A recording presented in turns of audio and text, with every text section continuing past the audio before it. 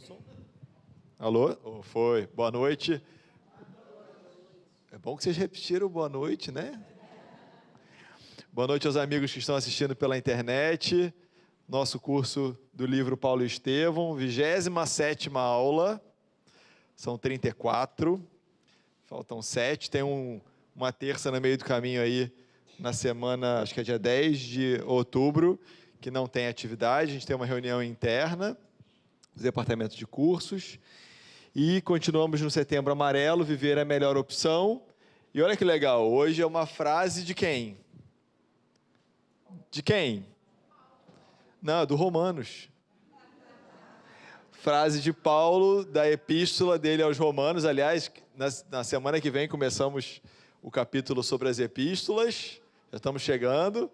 E essa é uma das cartas dele aos Romanos 12:12, que diz: alegrai-vos na esperança, sede pacientes na tribulação, perseverai na oração. Serve para todos nós e principalmente para os irmãos que estão em aflição, em tormentas, né? Pensando em desistir. Não vamos desistir, viver é a melhor opção. Peça ajuda, converse com alguém, liga para o CVV, agenda atendimento fraterno. Chega desesperado e não agenda, procura o coletinho vermelho que também atende de urgência e a Maria Angélica, através de seus trabalhadores, vai ajudar, tá? Vamos fazer então o nosso evangelho, é do capítulo 17, Sede Perfeitos, um trechinho do comentário de Kardec sobre a parábola do semeador. Aliás, acho que hoje de manhã a palestra foi parábola do semeador, né? O meu ponto eletrônico me contou isso ali, mas o meu ponto está conversando ali, está distraído. E aí é um trechinho do comentário de Kardec, que fala assim, ó: a parábola do semeador representa perfeitamente as várias faces que existem na maneira de se pôr em prática os ensinamentos do Evangelho. Quantas pessoas há de fato para as quais os ensinamentos não passam de letra morta, e semelhantes às sementes caídas sobre as pedras, né, que foi uma das alegorias que Jesus trouxe nessa parábola, nada produzem, nada frutificam. A parábola encontra aplicação igualmente justa nas diferentes categorias de espíritas. Ó, estão falando com a gente. Quer dizer, então, que deve ter espírita aqui que é a pedra, a semente cai à beira do caminho, que cai entre as pedras, entre os espinheiros e entre a terra boa. Quem será que a gente é, hein? Não é o símbolo daqueles que apenas se apegam aos fenômenos materiais e deles não tiram nenhuma consequência. Então, os espíritas que só olham os fenômenos e não tiram consequências, também parece um pouco essas terras menos produtivas da parábola do semeador, que apenas os veem como objeto de curiosidade, não simboliza os que procuram o lado brilhante das comunicações dos espíritos, interessando-se somente enquanto lhes satisfazem a imaginação, mas que, após ouvi-las, continuam frios e indiferentes como antes. E aqui podem ser comunicações, né, psicofônicas, escritas, palestras, cursos, livros. Quantas vezes a gente se interessa por tudo isso, mas depois continua frio e indiferente, a gente não muda. Lembra do objetivo do nosso curso? Daqueles que acham os conselhos muito bons e os admiram, aplicados a outrem, e não a si mesmos. E, finalmente, daqueles para quem os ensinamentos são como a semente que caiu na terra boa e produz frutos. Então, um monte de pergunta aí para a gente refletir, que tipo de terra que a gente é, e que a gente possa, então, iniciar a nossa prece, pedindo a Jesus que Ele possa arar na nossa terra, no coração, na terra do nosso coração, para que dela, essas sementes que Ele vem depositando há séculos, e mais intensamente nessa encarnação, através do nosso contato com a doutrina espírita, possa finalmente produzir frutos a 30 por 1, 60 por 1, 100 por 1, de uma forma muito produtiva, para que possamos ajudar na nossa transformação e na transformação do planeta. Então, Senhor, que possamos começar mais uma aula desse curso tão bendito, dessa doutrina tão abençoada, que possamos aproveitar mais uma noite de semeadura em nossos corações, em que as sementes têm caído tão abundantemente sobre nós, que possamos retê-la retê-las em nossos corações, adubar, regar, cuidar, para que elas frutifiquem. Graças a Deus. Então, hoje nós estamos indo para o final do capítulo 6, da segunda parte. São 10 capítulos. Semana que vem, então, vamos para o 7. Estamos já caminhando a passos largos aí. Hoje é peregrinações. Semana passada era outro, né? Brincadeira, a gente teve um erro de digitação. E vamos, então, era o mesmo capítulo, né? Capítulo 6. Vamos lembrar com a Cris os fatos principais desse início aí de peregrinações e sacrifícios.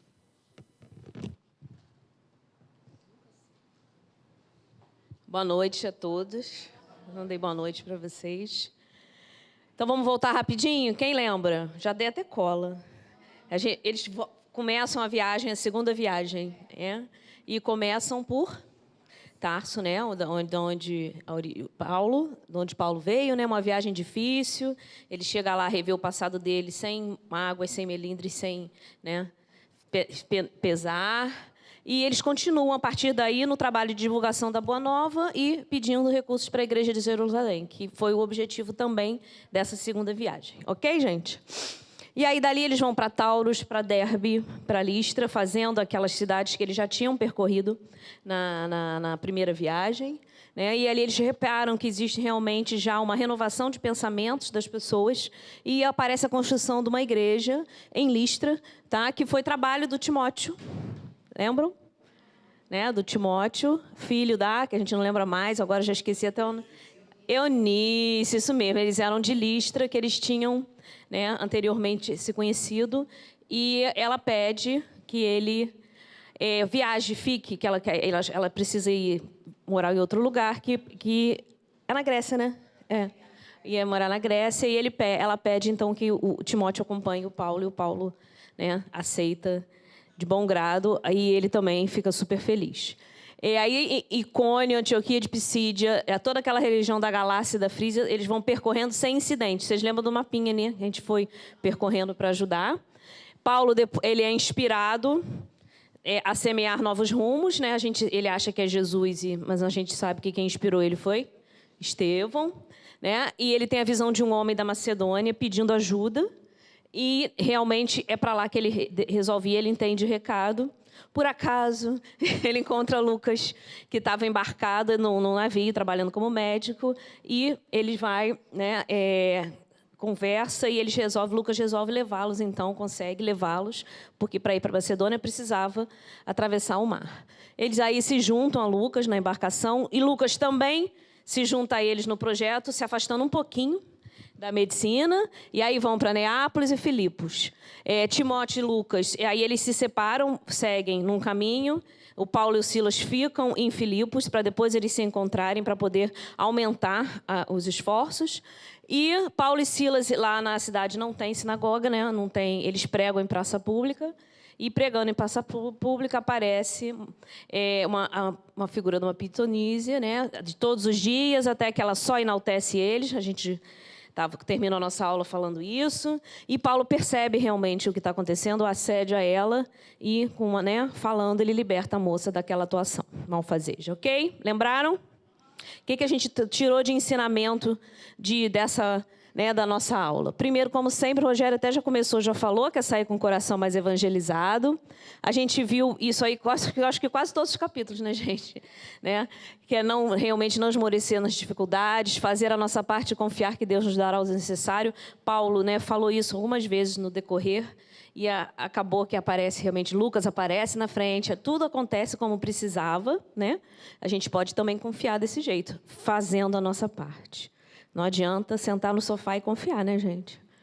Sintonizar com o mais alto para que a gente possa captar as inspirações elevadas. Talvez, será que a gente vai captar Jesus? Até vai, né, gente? Mas a gente vai ter uma sintonia muito melhor de pensamentos e ter melhores inspirações. Essa frase foi assim, foi especificamente, né, que Paulo falou Foi para Lucas, né? Até que Deus opere a circuncisão de tantos corações endurecidos, é indispensável agirmos com prudência. Quando Lucas perguntou se Timóteo era circunciso. Então, realmente, quando a gente precisa ter esse olhar de prudência enquanto a gente está aqui, né? Nesse tipo de mundo, de planeta. A gente tem que sempre agir com prudência, que para nós é melhor. Dai de graça o que de graça recebeste. A gente foi no evangelho da nossa aula da semana passada, e a gente falou um pouco no finalzinho, o Rogério vai falar mais hoje, sobre a mediunidade mercantilizada. Ela é utilizada, apoiada por espíritos, sim, mas por espíritos menos evoluídos. E, finalmente, a autoridade moral afasta a atuação espiritual malfazeja. Né? E ali, no caso, a gente está citando, porque Paulo, com aquela citou, né? Ali naquele momento ele conseguiu afastar o espírito, mas todos nós podemos também, com a nossa moralidade, com o nosso esforço de sermos melhores, cada vez mais afastar das más companhias e nos aproximar das melhores. Corri? Ficou ótimo. Obrigado, gente. Então, semana passada a gente acabou em alto estilo, né? Aquela cena... Ficaram bravos comigo, ficaram bravos com a gente. E, de repente, Cristiane com K acabou. Restante, semana que vem, aguardem. E o que aconteceu ali, né? Quais foram as reações após a libertação da moça da influência do espírito? Imagina aquela cena, pregando em praça pública, a menina grita toda vez, são anjos, são salvadores, são maravilhosos, são maravilhosos. E ele, de repente, pá... e ordena a expulsão daquele espírito que era um mistificador, né? Se a gente for lembrar do livro dos médios, da parte de fascinação, é quando o espírito faz o médium se sentir melhor, ainda junta todo mundo ali em ideias de superioridade, de ser um missionário, você é isso. Às vezes fica um núcleo todo fascinado. Pode uma casa espírita inteira ficar fascinada, uma casa sem vigilância. Então, essa é uma mensagem importante que conecta com o livro dos médiuns, que nos alerta sobre isso. Como foram as reações, gente? Espanto. O que mais? Assombro. O povo ficou admirado, né? Porque a menina meio que depois sai daquele transe e volta a uma normalidade. E o Silas? Silas era o único companheiro do Paulo, né? Porque o Lucas e o Timóteo tinham ido por outro caminho, lembra? Eles tinham se dividido para se encontrar mais adiante. Como que o Silas fica? Uma de cada vez, vamos lá. Deixa ela falar. Ah, para! Uma empurrando para a outra. Não, deixa ela. Silas, ele gostava de escutar a pitoriza, os elogios. Ele gostava, ele ficava interessado. Isso aí. O Silas gostava de ouvir elogio. Será que a gente gosta? Todo mundo gosta, né? Né? Será que a gente gosta de ouvir elogio? E tem uma diferença entre elogio e estímulo, e incentivo. E a gente precisa diferenciar isso. Então, o Silas fica boquiaberto, né? Porque ele nem desconfiava que se tratava de uma atuação espiritual malfazeja. Paulo já estava investigando, descobriu sobre a exploração dos patrões, né, do dinheiro. Então,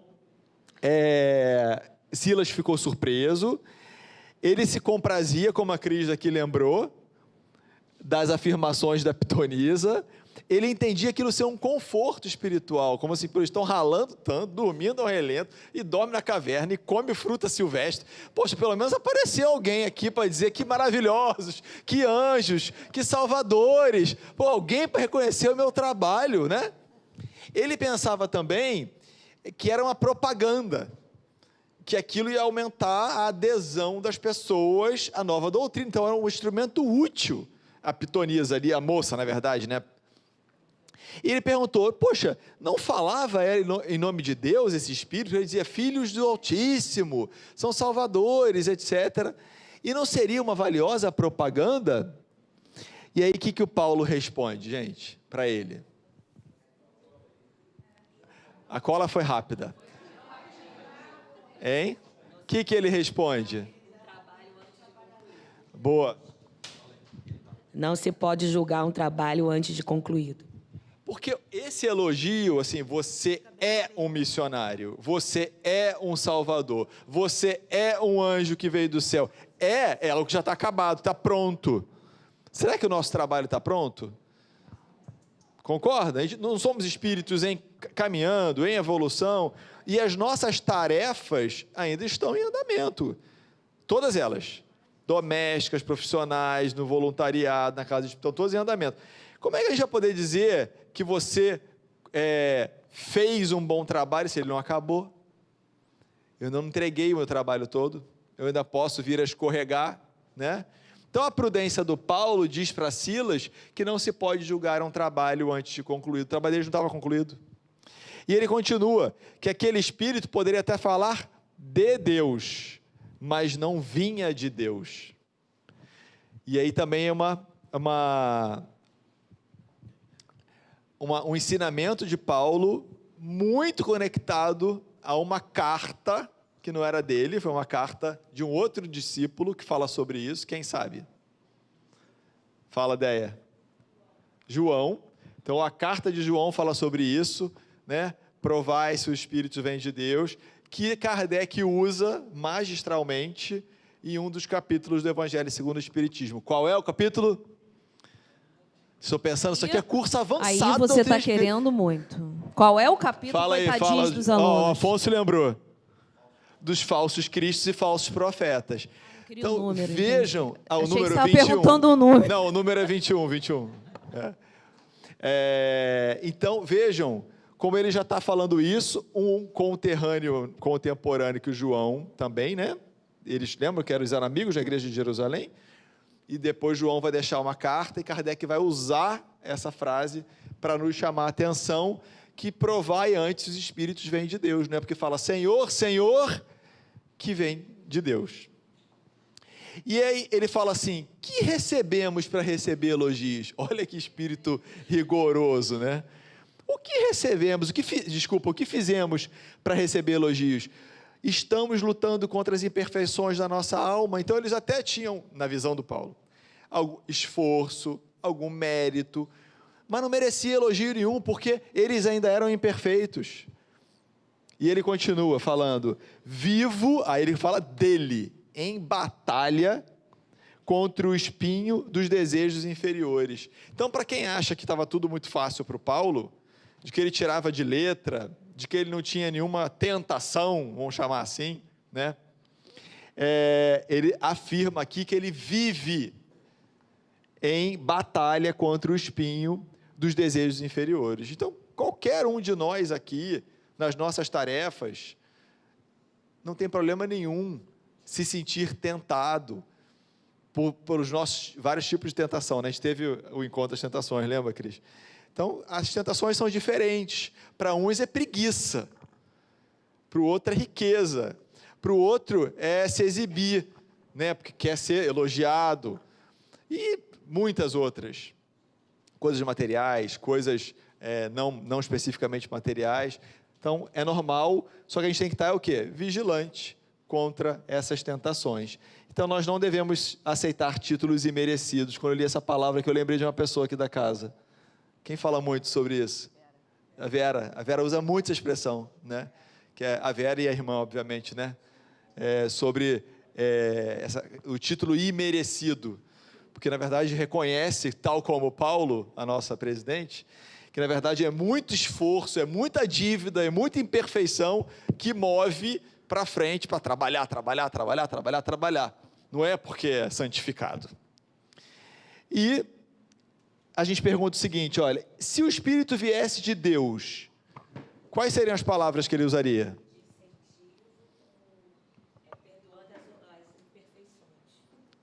De incentivo e perdoando as imperfeições. A palavra seria o quê? Estimular o esforço, como a Roberta falou, de incentivo e compreender as fraquezas. Então, o Espírito, o nosso anjo guardião, o nosso Espírito protetor, um mentor da casa que traga uma comunicação, vai sempre nos estimular. Avancem, ide, pregai, mas não, vocês são maravilhosos, vocês são, né, o povo eleito do Recreio dos Bandeirantes, para desbravar, o evangelho na terra dos corações. Não, a Vera, desculpem falar da Vera de novo, mas ela quantas vezes fala para a gente, né? Tá achando o quê? Que já está pronto e por isso vem aqui dar palestra? Não, é porque deve mesmo. Vem com medo mesmo. Vem com vergonha, vem inseguro. Assume, vem de maca, né? Porque todo mundo aqui doente, a Vera é mais exuberante ainda. É todo mundo destrambelhado mesmo. E vamos trabalhar junto para a gente se corrigir. Então, quem tem alguma pretensão de santidade, deixa para trás. Aí o Silas pergunta, então ele entende, e pergunta, aí ele começa a fazer uma ilação. Então, será que quer dizer que é para a gente não ter relação com o plano invisível? Já que o Saulo espantou lá o espírito malfazejo, por que Silas teve essa dúvida e perguntou para o Saulo se poderia entreter relações com o plano invisível? Boa, deixa o Afonso falar lá, Cris. Essa é uma dúvida bem daquela época, né? Eles eram proibidos dessas relações com o mundo espiritual. Exato. Moisés, lá num dado momento da lei disciplinar, lembra? Lei civil ou disciplinar e a lei divina.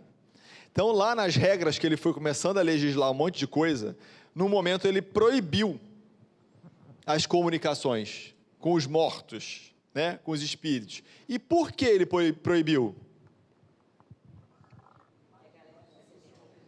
Porque estavam tirando proveito, né?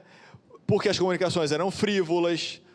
E aí, eu vou para a direita ou para a esquerda? Eu caso ou compro bicicleta? E porque tinha também, como aí a pitonisa, o benefício financeiro das comunicações.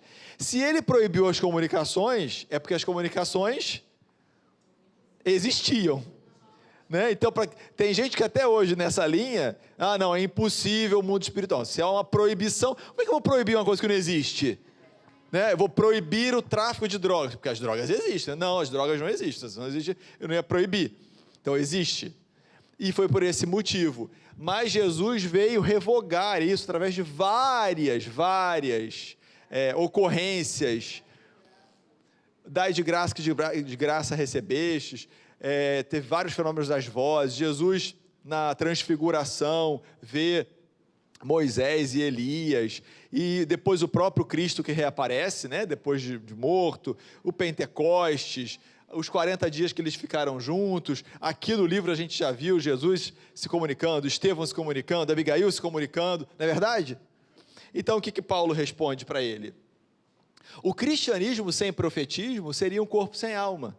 Profetismo é a expressão que ele usa sobre, obviamente, essa mediunidade que vem anunciar alguma coisa. Lembram na igreja de Antioquia, que anunciou que ia ter perseguição de novo em Jerusalém, que anunciava quantas coisas iam acontecer, as vozes diretas, né, do Espírito Santo, que são aqueles espíritos que estão caminhando desde os primórdios do tempo para a evolução da humanidade. Ele fala, se a gente fechar as portas da comunicação com a esfera do mestre, como nós vamos receber os seus ensinos? Porque Jesus deixou um pacote de ensinos, que a gente chama de Evangelho ou Boa Nova, mas ele não parou ali. Ele continua trazendo ensinamentos diretos, ele mesmo, através de comunicações, quando ele aparece. Ele não apareceu a Paulo na estrada de Damasco, e indiretas através dos seus prepostos, dos seus mensageiros. A irmã Maria Angélica é a mensageira do Cristo, que está aqui. Então, o que seria da gente se fechar as portas com a esfera do Mestre? É a esfera do Cristo, a esfera do pensamento crístico, que continua se comunicando, e essas comunicações se intensificaram até, obviamente, aí o século XIX, com o advento da doutrina espírita, com essa organização e a sistematização desses ensinamentos. E aí ele cita a ressurreição do Cristo, a aparição, que eu já mencionei aqui, do Cristo aos discípulos após o Calvário, em Jerusalém, o Pentecostes e o próprio chamado que o Paulo recebeu às portas de Damasco, o próprio Cristo. Não é uma comunicação com os mortos, com os ditos mortos, né? Porque morto não existe. E o que aconteceu com a cidade após a libertação da pitonisa? Silas entendeu, ok, o motivo, o que era, entendeu que isso não significava que estavam proibidas as comunicações. E o que aconteceu na cidade? Revolta na cidade. Por quê? Não era um espírito malfazejo? Estavam viciados, né? Hã? Estavam... Não eram todos que ganhavam dinheiro. Não, Quem ganhava viciados dinheiro? nos conselhos. Que eram os patrões dela, né? E a Cris até contou pra gente que até ela já tinha se tornado sócia. Se envolvido. De explorada, ela virou Exploradora, sócia né? daquele empreendimento. Mas por que a cidade se revoltou? Porque eles gostavam das comunicações, né? Qual era o cunho dessas comunicações? Hã?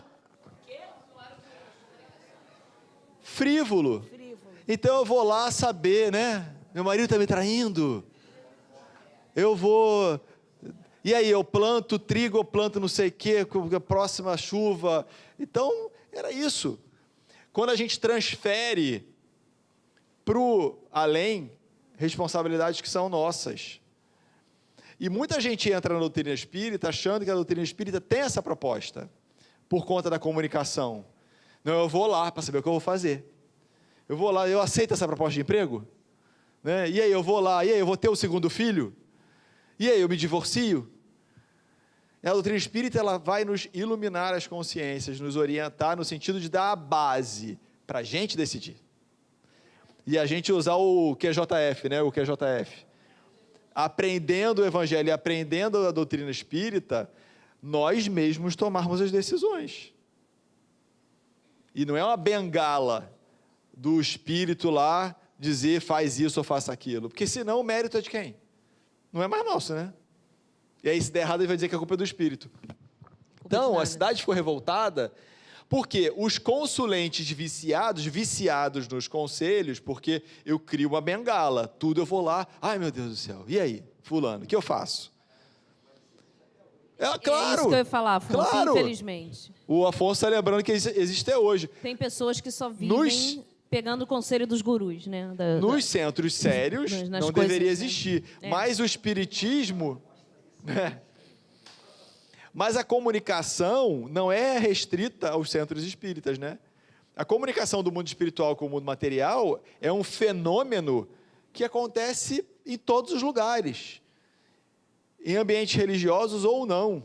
Então, as cartomantes da vida, as ledoras da sorte, tarô, nananã, que têm evidência, que têm audiência, realmente estão ali assistidas ou assistidos por espíritos mais atrasados. Há um espírito ali? Muitas vezes há. Não é enganação. Mas um espírito que está se predispondo a estar dando orientações desse nível, não é um espírito evoluído. Pode nem ser um espírito mau, mas é um espírito ignorante. E como é que eu vou me aconselhar com o espírito ignorante? Se eu preciso de um aconselhamento jurídico, eu vou procurar um engenheiro? Não. Se eu vou construir uma casa, eu vou procurar um dentista? Não. E é isso que acontece muitas vezes. Há uma assistência espiritual, mas não é um espírito elevado. Eu estou ali buscando orientações com alguém que, às vezes, tem menos condição do que eu mesmo de dar essas orientações. Então, esse é o motivo racional que os espíritas que estudam não devem buscar esse tipo de orientação, porque eu não sei que espírito está ali. O fenômeno existe, é real, mas eu não sei que tipo de orientação que é. É quase como estar na internet, ali num chat com alguém, né? Ou dessas fraudes aí que acessam a gente via WhatsApp, deposita, clica no link, faz isso, faz aquilo. Eu não sei quem está do outro lado, e vou ficar obedecendo? Esse que é o ponto dessas comunicações frívolas. Oi, peraí. Eu fiquei com o microfone aqui. Você não acha que, eventualmente, apenas eventualmente, poderia ter um espírito que não fosse um baixo, que fosse um espírito relativamente evoluído, um pouco mais até? Com a pitonisa ou em situações em geral? Não, situações... Sem dúvida, gente. O Chico dava orientações.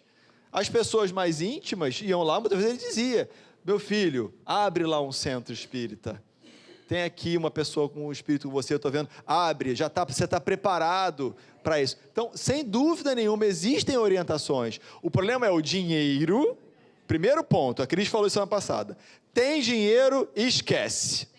E o segundo, orientações frívolas. Quando você vai lá no Chico, a mãe perdeu um filho, está desesperada, quer saber, aí ele vai e conversa, orienta, aconselha, acolhe. Estou falando do Chico, mas tem muitos outros médiuns, né? E diz, olha, vou te dar uma orientação. Passa a fazer um trabalho com crianças carentes perto da sua comunidade, em nome do seu filho que você perdeu. Essa ferida vai começar. É uma orientação que nos leva para um lugar melhor, mas não é uma orientação frívola, né? Fala, Ana. Minha assistente hoje está dormindo no ponto.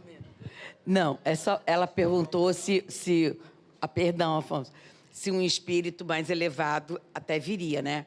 Aí a gente tem um exemplo. Minha mãe, quando era nova, meu avô era espírita, minha avó era espírita, minha avó era médium e tal, de mesa, mediúnica e tudo mais. E aí chegava na véspera, o dia 12 de junho, né, que é dia de Santo Antônio, as meninas se juntavam, 13, se juntavam as meninas e tal, vamos fazer aquele negócio da aliança, balançando o cabelo. E a minha avó, né, embarcava e ia, a do copo, não sei o quê. E aí, numa dessa que ela foi fazer a do copo para as meninas, veio uma mensagem: olha, eu estou aqui porque vocês têm que parar com isso, porque agora sou eu. Eu vim aqui para dizer para parar com isso, porque vai atrapalhar... Meu avô queria morrer, né? Vai atrapalhar o trabalho de vocês, que é um trabalho sério no centro espírita. Minha avó recolheu tudo rapidinho, acabou. Mas ele veio para quê? Para interromper aquela comunicação com o outro lado que iria atrair espíritos menos, vamos dizer, capacitados ao trabalho que eles estavam começando a fazer. Então, pode vir, por misericórdia, né? Bênção de Deus para dar algum recado útil. E não respondeu nada para as meninas. Não, e essa aproximação, com certeza, ia atrapalhar o trabalho sério que estava ali iniciando, né? Era uma semente, né? Não, eu ia falar mais ou menos isso mesmo, é que os espíritos superiores e mais elevados, eles nunca vão chegar para você e te tolir do seu próprio livre-arbítrio, da sua própria tomada de decisão.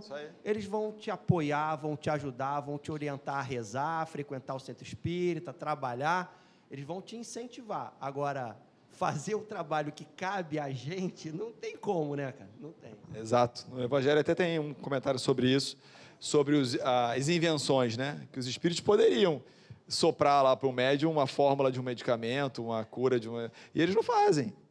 Tem isso no Evangelho segundo o Espiritismo. Então, que não fique a ideia de que não existem as orientações. Existem, tá? Existem. Mas se é um centro sério, por um médium sério, não tem dinheiro, eu vejo que é uma casa de estudos, vão vir orientações. Quantas orientações não vêm aqui na nossa casa? Quantas? Mas é aquela coisa do telefone que toca de lá para cá, não sou eu que fico toda hora lá perguntando o que eu vou fazer, né? E orientações de cunho frívolo. Então, entendam essa diferença, tá? Eu estou falando isso, Rogério, pelo seguinte, porque eu, pessoalmente, já passei por uma experiência, uma coisa de uns 9, 10 anos atrás, onde uma cartomante, entendeu? Mas uma pessoa culta de nível e tal, chegou para mim e me falou, olha, muito cuidado com seu filho mais velho com problema de acidente de carro, entendeu? Reza muito, porque a reza de mãe rasga os céus, entendeu? Reza muito, porque tem uma energia desse tipo rondando ele. Uma semana depois, ele bateu de carro, eu estava até com velhinha, para o anjo da guarda dele acesa, rezando todo dia e tal, acabou com o carro, acabou, mas ele não teve um arranhão. Então, eu não estou dizendo que tenha sido minhas orações, talvez não tenha sido tudo coincidência, entendeu? Mas eu acho que a gente também não pode ser tão radical assim, dizer, não, é sempre um espírito baixo, um espírito inferior. Essa é a minha opinião. Ótima pergunta, e eu compartilho da sua opinião, e nós não dissemos que é sempre um espírito baixo nem inferior. Nós dissemos que nós não podemos ter certeza que seja um espírito evoluído. Essa é a diferença.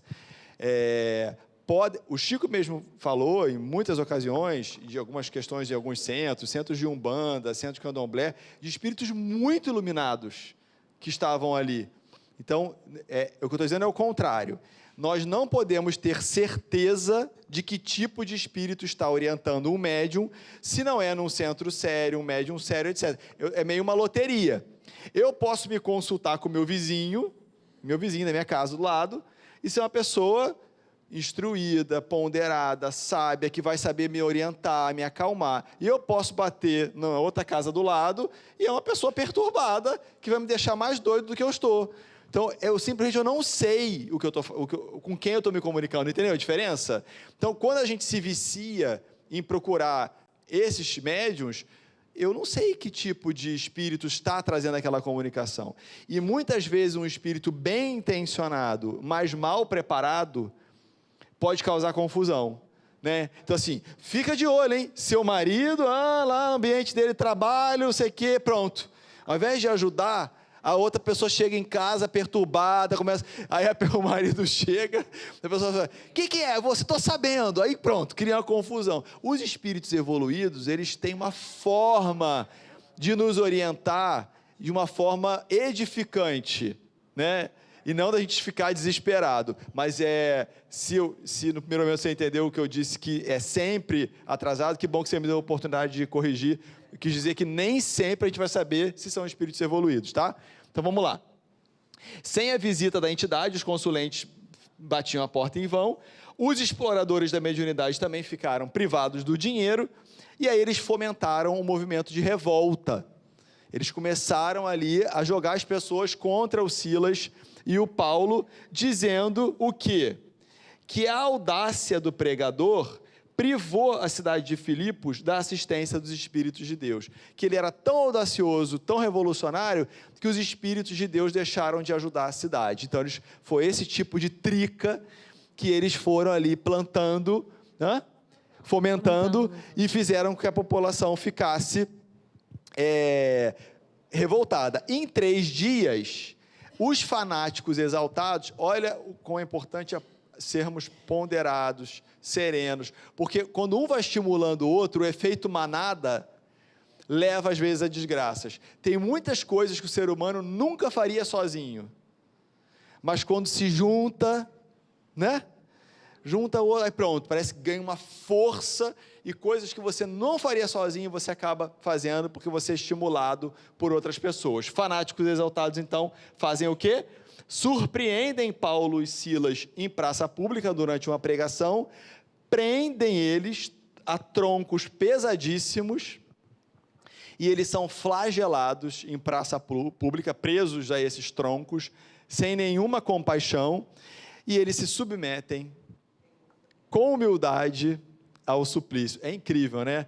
E são tantas vezes que a gente lê, eu fui tentar fazer as contas, quantas vezes ele já foi supliciado, eu não consigo nem mais lembrar. Olha só, né? Até a André estava falando hoje, gente, ele sofreu mais que Estevão, porque Estevão foi o primeiro mártir, mas o Paulo sofreu muito mais do que o Estevão depois, impressionante. E aí, enquanto eles estavam sangrando sob as varas impiedosas, as autoridades, né, como, sei lá, se a gente começa um linchamento ali em praça pública, daqui a pouco chega o carro da polícia. Não, gente, para com isso. Então, as autoridades chegam e os levam para o cárcere. E aí acontecem algumas coisas muito interessantes na prisão. Eles não conseguiam dormir por conta das dores, muitas dores desses ferimentos, e eles começam a vigiar em preces de luminoso fervor. Então, sem dormir, ao invés de reclamar, eles oram. E aí, lá fora, uma tempestade horrível. Me lembrei do dia do Calvário, né? O dia do Calvário do Cristo, o tempo fecha, a tempestade, né? Tem até o relato a cortina do templo se rasga ao meio, etc. Me lembrei disso. Do lado de fora, uma tempestade intensa. Os prisioneiros das outras celas começam a prestar atenção neles.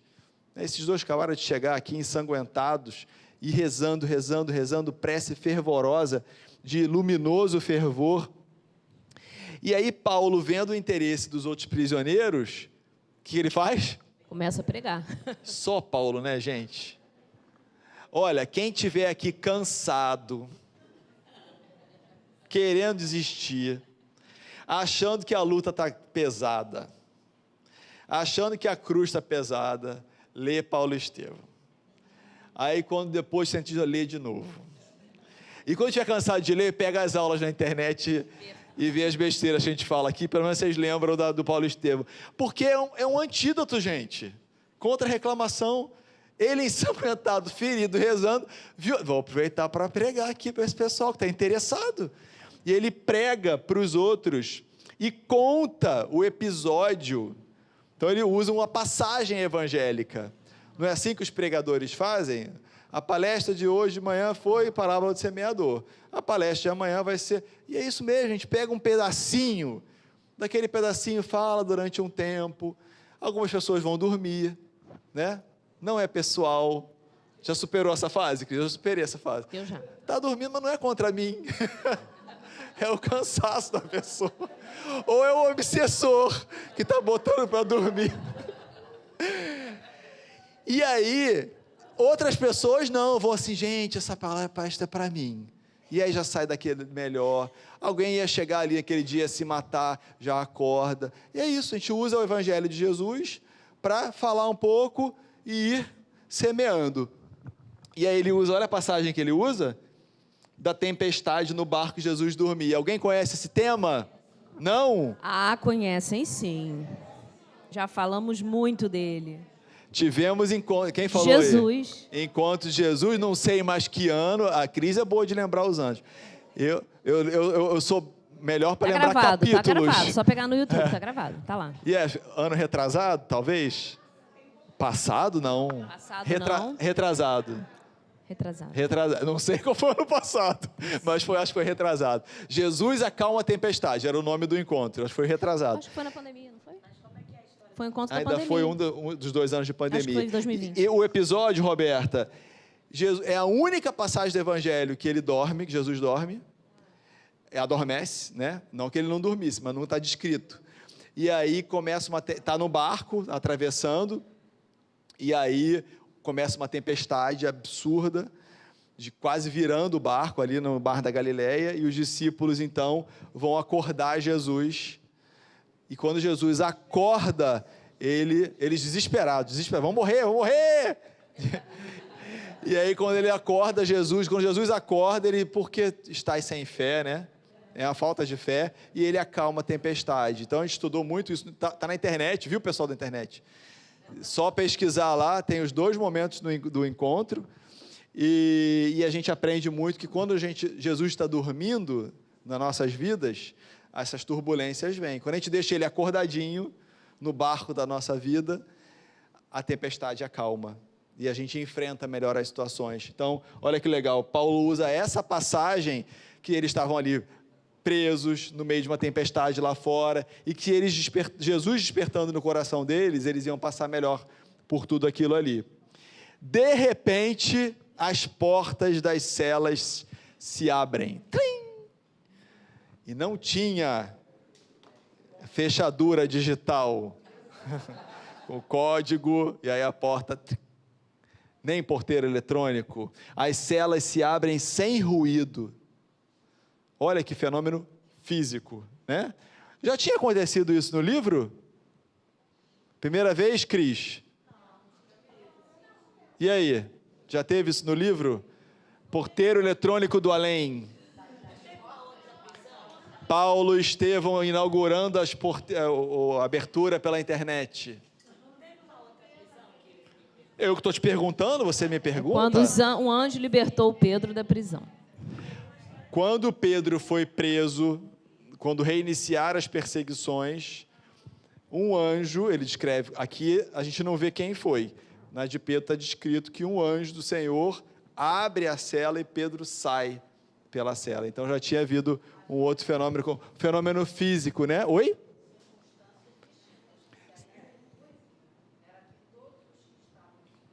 Ixi, peraí. A minha assistente está cansada hoje, gente. Ela está trabalhando. Ela fez muito slide ali, aqueles efeitos especiais. Circunstâncias distintas, porque nesse momento o intuito era de que todos os outros presos que estavam em suas celas se aproximassem para ouvir o quê? A Boa Nova. Ah, sem dúvida, o objetivo podia ser diferente, mas o fenômeno é igual, né? É um fenômeno físico, que a gente já estuda também no livro dos médiuns, que é preciso de um fluido especial, um médium de efeitos físicos presente, um fluido especial para que consiga atuar sobre objetos materiais, seja a levitação de um corpo, seja destrancar a porta de uma cela, é a mesma coisa, é um fenômeno físico. O livro dos médiuns também está na internet, aí, nossas aulas, e está nas nossas livrarias, é claro.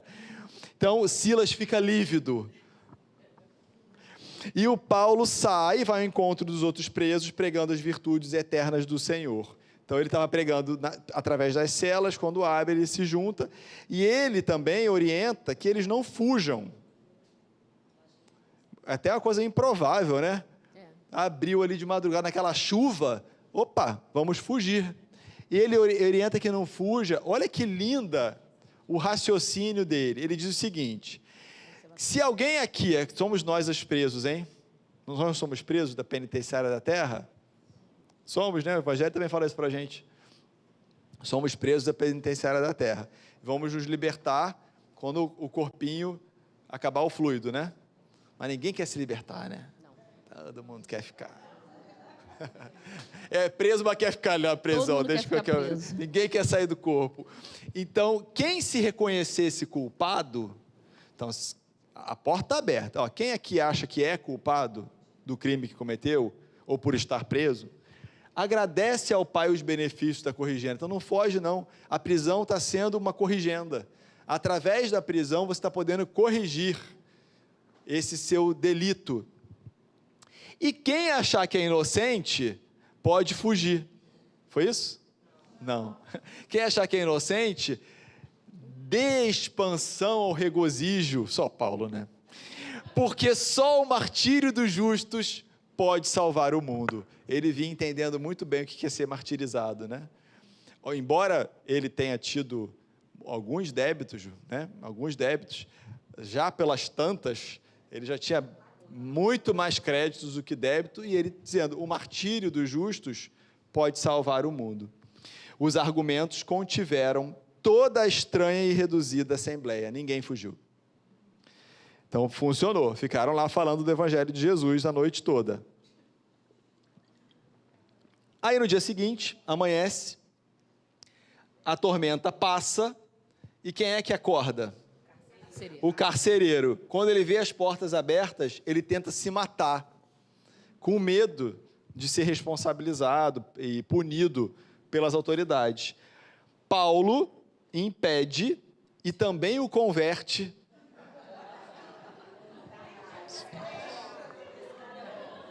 Esse cara é bom, né? Boa, Pati! Boa, Pati! A Pati perguntou para os internautas que não estão ouvindo, quem aqui não gostava dele lá no início? E aí serve para a gente pensar, essa pessoa hoje, que você está uma fera com ela, que você quer ver de costas, que você acha que devia estar na cadeia, espero que você não pense mais isso, que você acha que devia estar morto, porque merece sofrer, essa pessoa vai ser Paulo amanhã. Vai ser Paulo amanhã. Porque todos nós vamos ser espíritos perfeitos. Todos nós, gente. Então é perda de fluido. Ficar, fulano, não aguento fulano. E não sei o que, fulano merece. Vai ser Paulo, vai ser Maria Angélica. Entendeu? Da mesma forma que Saulo virou Paulo, todo mundo que a gente conhece, incluindo a gente, olha que coisa boa, nós vamos melhorar. Então, não vão gastar energia desejando o mal, querendo punir, reclamando, não admito, não aguento. Como é que pode? Me admiro fulano. Você admira por quê? Já não aprendeu que somos espíritos imperfeitos? Então, está admirado por quê? Está igual o Silas, que fica lívido com tudo? Não tem que se admirar com nada. Se a gente já sabe que é imperfeito e estamos em evolução, nós sabemos que nós e a galera toda da sala vai de vez em quando escorregar. vai de vez em quando pisar na bola, vai de vez em quando fazer coisas que a gente não gostaria. É natural para espíritos imperfeitos. Combinado, gente? Seremos todos Paulo, tá? Com exceção do Paulo, que já é Paulo. Todos os demais da sala. Agora, você imagina esse homem que já é Paulo. O que ele virá a ser? Você vai virar Jesus, né? Ana Cristina conta pra gente na próxima aula. Muito bem. Então, ao amanhecer, passa a tormenta. Esse carcereiro leva os apóstolos, né, para a casa dele, ele morava ali mesmo, cuida das feridas, alimenta, dá vinho. Olha que legal. Os juízes são informados do fato, ficam impressionados, orientam a libertação, e aí Paulo sai? Não. O que ele faz? Chama os homens. Chama os homens. Vem aqui, juiz. Vem aqui me libertar você, porque eu ainda quero te converter. Mais ou menos isso na minha língua. E aí ele apresenta o reino e pede a proteção à igreja de Filipos. Olha que inteligente. Se eles simplesmente fossem embora, aquela revolta que os prendeu poderia afetar a igreja de Filipos. Né? Então ele precisa ter uma audiência com esse juiz, ou com esses juízes, para que eles prometam que não iam perseguir a igreja. Os juízes, então, pedem que eles saiam da cidade. Eles concordam, ficam os dias planejando como que ia acontecer o programa dos trabalhos da Sementeira do Cristo e vão para outra cidade, vão para Tessalônica. Aqui tem um resuminho de Tessalônica. Lá eles reencontram Lucas e Timóteo, tem as mesmas confusões que tem em todos os lugares, em Tessalônica também tem. Judeus preconceituosos, homens de má fé, pessoas ingratas e indiferentes, angústias e acusações na praça pública, ou seja, tudo se repete em Tessalônica. Paulo fica sereno e firme através das tormentas. Provavelmente muitos de nós já chega, né?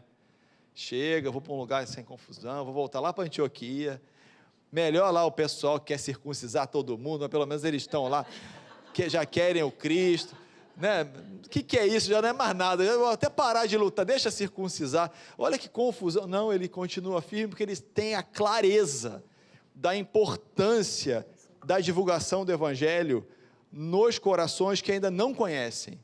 Então ele vai lá, pronto, fica meia dúzia. Imagina, esses 2 casais aqui, pronto, sobraram os 2 casais, eles vão multiplicar para muitos. Vou lá para outra cidade, e assim por diante. Ele tinha clareza da missão dele, a missão de divulgação do Evangelho entre os gentios.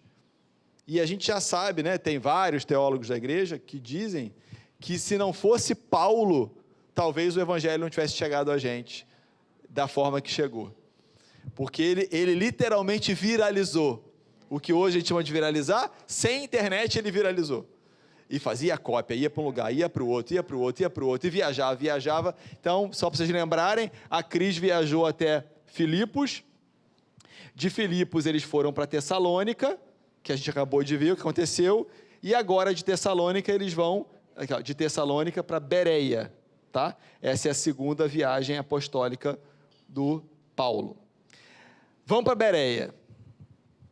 Novos labores. Mesma coisa. Novas dedicações. Novos martírios, judeus rigorosos que estão contra os discípulos. E aí, eles obrigam Lucas, Timóteo e Silas a se afastarem para aldeias vizinhas. Esses judeus fazem lá uma confusão e acabam que eles têm que se separar. Paulo é preso e açoitado. De novo. Que coisa, né, gente? E aí, Oi, quem quer falar? Podem falar que hoje vai até às 10. Não, Nádia, mulher de pouca fé, vamos até às 10. Você está do lado do Paulo. É porque ela vai de carona com o Paulo, ela tem um Paulo no carro. Nós Paulo, não, né? nós só temos Paulo aqui. Quem, não ia falar, não? Não quero Então, falar. Ele é preso e açoitado, mas simpatizantes conseguem libertá-lo. Mas ele também tem que sair da cidade. Sabe o que me chama muita atenção? Óbvio que a resistência moral a fé, a coragem do Paulo, óbvio que chama a atenção de todos nós, mas me chama muita atenção a nossa capacidade como pessoas e público e civilizações de açoitar o outro, né? Como a gente é rápido em reprovar, em condenar, julgar e punir dentro das nossas possibilidades. Naquela época a gente fazia isso, mais adiante a gente fazia outra coisa, né? Então, e esse comportamento está ainda dentro de nós. Nós somos em evolução, Ninguém está puro. Temos que tomar muito cuidado. E tudo começa com um pequeno julgamento. Daquele pequeno julgamento, aquela ideia vai se formando, vai aumentando, aí espíritos inferiores se somam isso e estimulam outras ações. Então, hoje em dia, cancela na internet, cancela a pessoa, bloqueia, sei lá, sai do grupo. Então, vamos pensar sobre isso, né? Se a gente não está açoitando também de um outro jeito. Será que todas essas lutas foram sem proveito? Toda cidade vai, confusão, fofoca, açoite, sai, vai para outra. Será que foi sem proveito, gente? A gente até já adiantou hoje aqui, né? Atrás de si e por meio de esforços insanos, que é insano, né? A gente pensar, a gente tem um esforço assim sobre-humano, sempre ficava uma igreja doméstica. Então imagina, 2000 anos ia ser lá na casa da Ana e do Paulo, fazer uma igreja doméstica lá. Quer dizer que eles já sabiam tudo, já tinham decorado o evangelho? Não, mas ali tiveram boa vontade, viram alguma coisa de importante, transformador.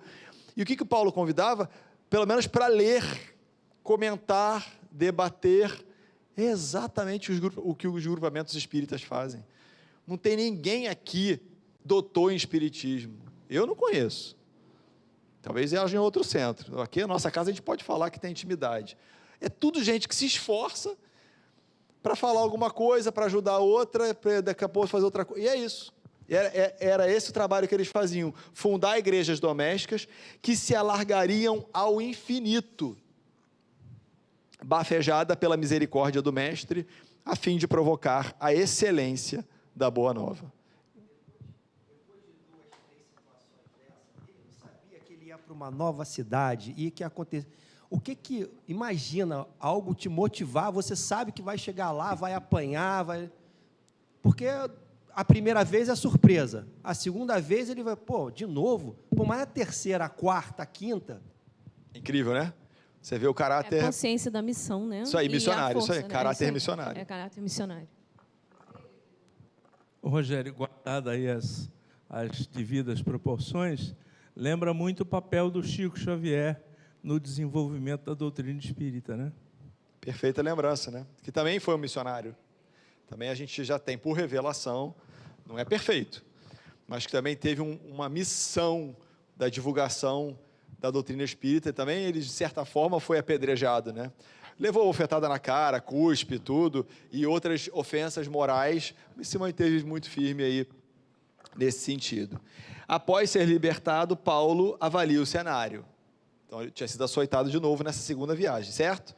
Ele faz uma análise de cenário. Ele pensa, poxa, Silas e Lucas estavam doentes. Timóteo tinha que encontrar com a mãe em Corinto. Lembra que a mãe foi na frente, Lóide e Eunice?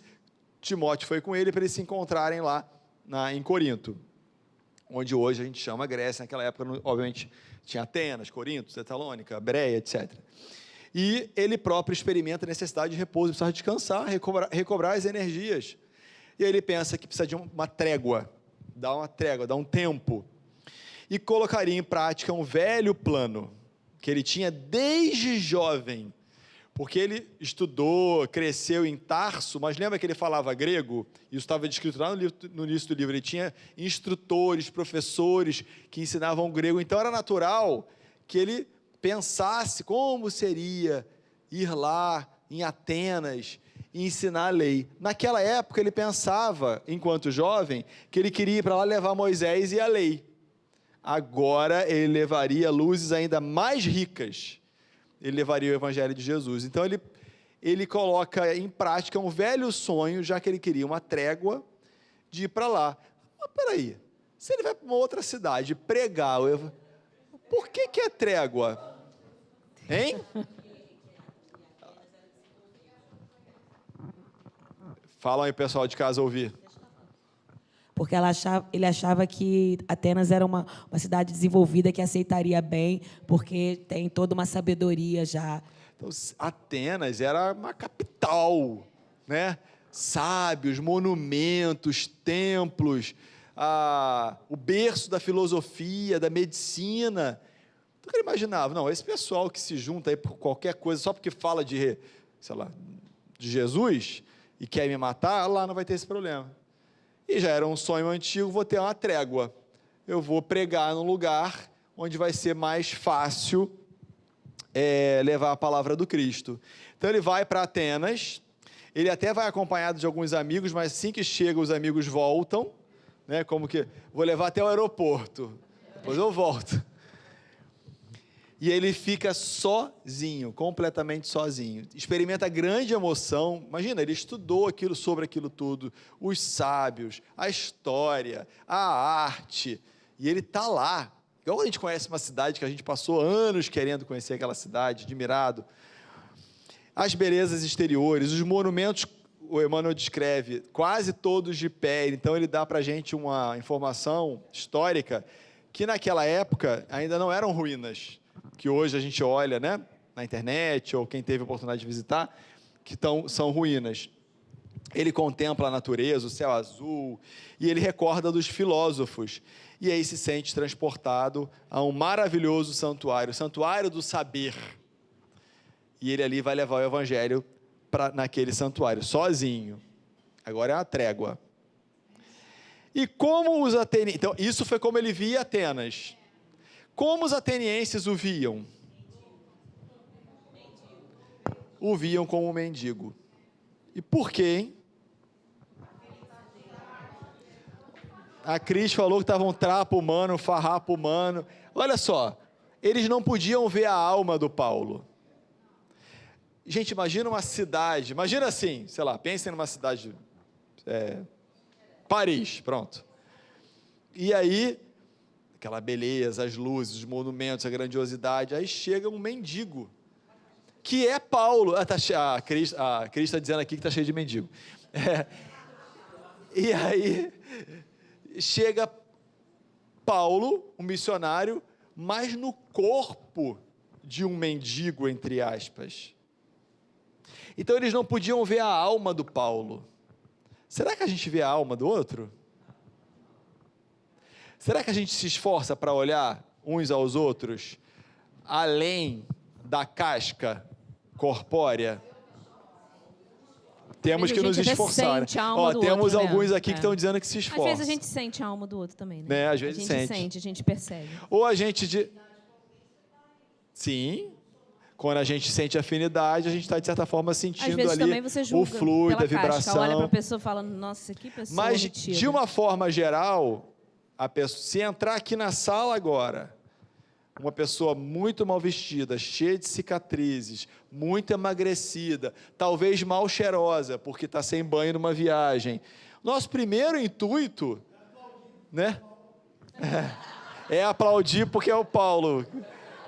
Veio nos visitar. Né? A gente não vai pensar que é um missionário, que é um peregrino, que veio aqui no Centro Espírita Maria Angélica trazer uma palavra para a gente. Não vai, porque a gente julga pela aparência ainda. Aqui na cidade que a gente mora, né? Às vezes a gente vai ficar até com medo.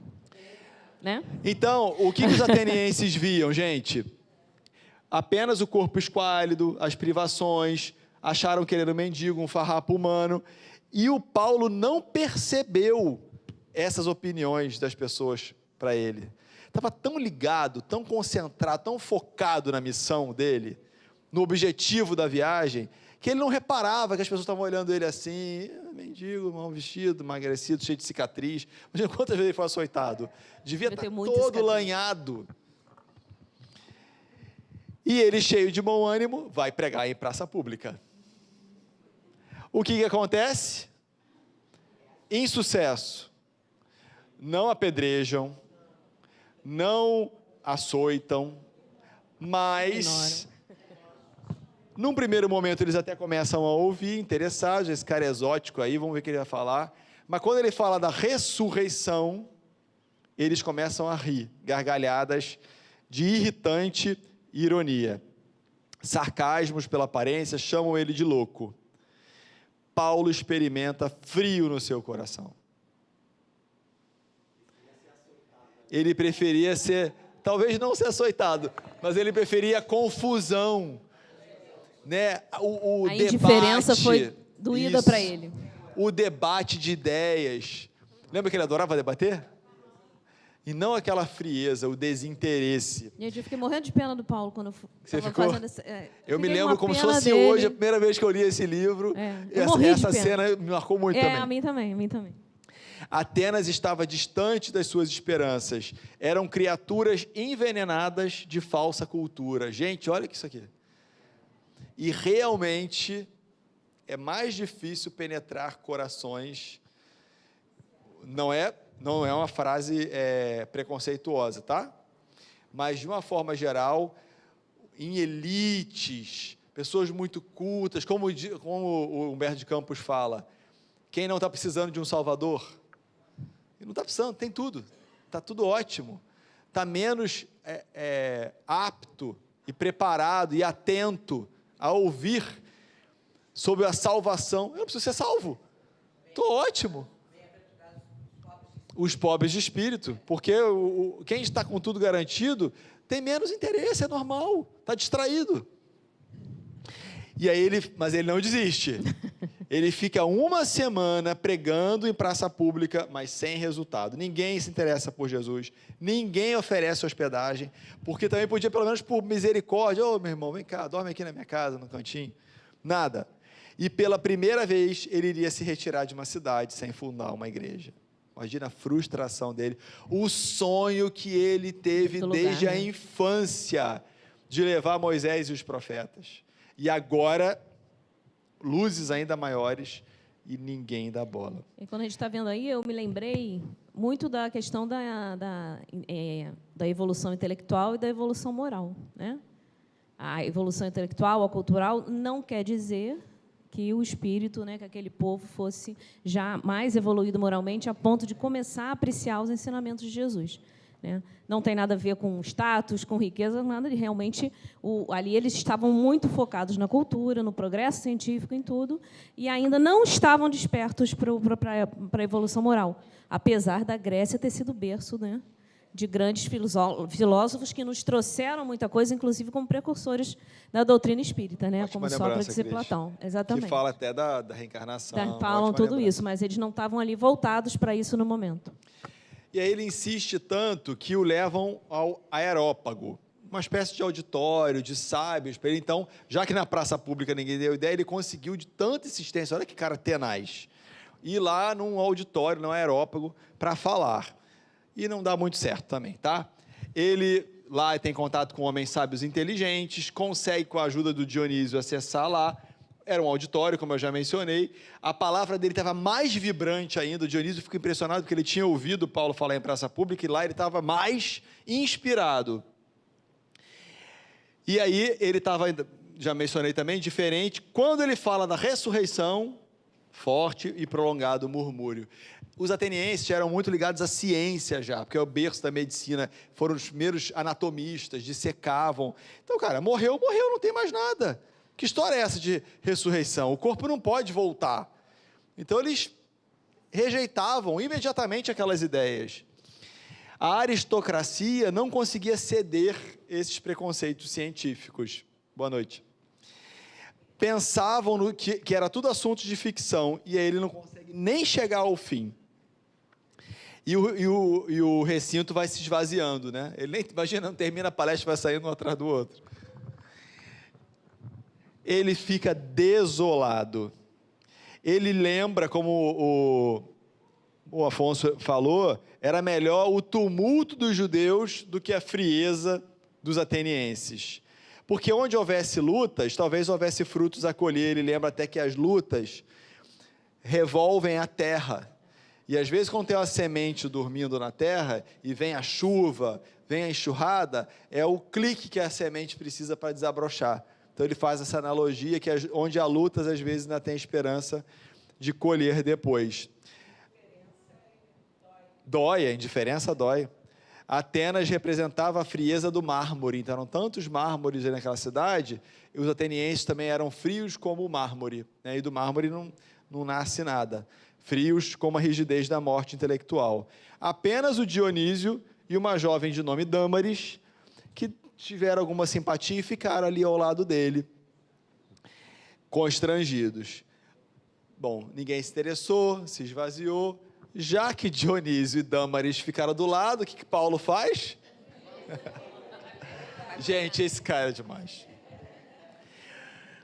O que ele faz então? Pô, pessoal, já que só sobrou vocês, vamos fundar uma igreja. Vamos fundar uma igreja na casa de vocês. Gente, ele não queria sair de Atenas sem fundar uma igreja. E aí, escusas e pretextos. Olha lá a parábola de semeador e a terra, quando a semente cai à beira do caminho, ou quando ela é muito pedregosa, até começa. Eles tiveram simpatia, não tiveram?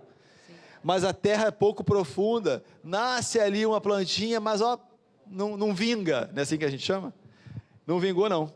Dionísio disse que faltava tempo. Alguém se reconhece, Dionísio? Dâmaris, que tinha muitos impedimentos domésticos. Alguém se reconhece em Dâmaris? E os servos, dificuldades extremas. Um porque era muito pobre, o outro porque era muito incompreendido. Então, eles resolvem, ele percebe que não vai dar em nada, né? Então, era como se fosse o semeador rodeado de pedras e de espinhos. Se despede com serenidade, mas quando ele se vê sozinho, chora, chora, chora, chora. Engraçado que ele não chora com açoite, ele não chora com a pedrada, né? Ele aceita humildemente as provas, mas aqui ele chora. E por que ele chora? Ele não conseguia compreender o que tinha acontecido, mas o Emmanuel explica para a gente no livro que Atenas padecia de seculares intoxicações intelectuais, foi o que a Cris ressaltou. Então, moralmente, não conseguiam se desenvolver, intoxicados intelectualmente. O intelecto hipertrofiado, sem espaço para o moral, pode também ser prejudicial. E aí ele dá vazão a esse desalento, ele mergulha nesse, o que hoje a gente talvez fosse dizer, ele caiu em depressão, né? Não se conformava, porque a nova doutrina não pertencia a ele, então ele não sentia que ele achava que ele estava falhando em levar a palavra do Cristo. Ele chorava porque achou que ele não tinha atendido as expectativas de Jesus. Puxa, eu não consegui levar a palavra do Cristo até Atenas. E por muitos dias ele não consegue se desfazer da nuvem de preocupações que lhe ensombrou, né, uma sombra a alma. Vejam, uma alma humana. Como ele falou no começo aqui, os espinhos das tentações, ele caiu aqui. Caiu no desalento, na tristeza, no desânimo. Todo mundo tem que estar atento, porque a gente cai. Um espírito como esse, trabalhador como esse, superava açoite, mas a frieza ele não conseguiu lidar bem com a frieza, com a indiferença, com esse insucesso de não ter conseguido fundar uma igreja do Cristo. Então ele se vê nessas nuvens, se vê nesse momento triste, nesse momento depressivo, que todo mundo já passou, um dia talvez venha a passar. Mas, com tudo isso, ele se encomendava a Jesus. Triste, desalentado, mas não esquecia do Cristo. Então, ele pedia a Jesus proteção para os seus grandes deveres. E pedi e obtereis. Entre incertezas e amarguras, surge o socorro. Timóteo aparece, chega de Corinto, trazendo boas notícias, semana que vem. E muito animados com as boas notícias aí que Timóteo vai trazer, porque sempre vai aparecer um Timóteo nas nossas vidas, gente. Se a gente estiver passando pelo período mais difícil, pelas sombras, pela tristeza, pelo desalento, vamos nos encomendar ao Cristo, vamos pedir força, vamos manter as nossas orações, porque um Timóteo vai aparecer trazendo boas notícias. que possamos retornar para os nossos lares, felizes pela oportunidade do estudo, que essa casa nos reserva sempre, que possamos ir para as nossas vidas, para a influência que nós podemos causar no mundo, levando também a boa nova, do nosso jeito, sem proselitismo, mas através dos nossos exemplos, ajudando a levar consolo para os corações dos nossos irmãos. Que na semana que vem estejamos todos aqui reunidos no capítulo 7, as epístolas. Até lá!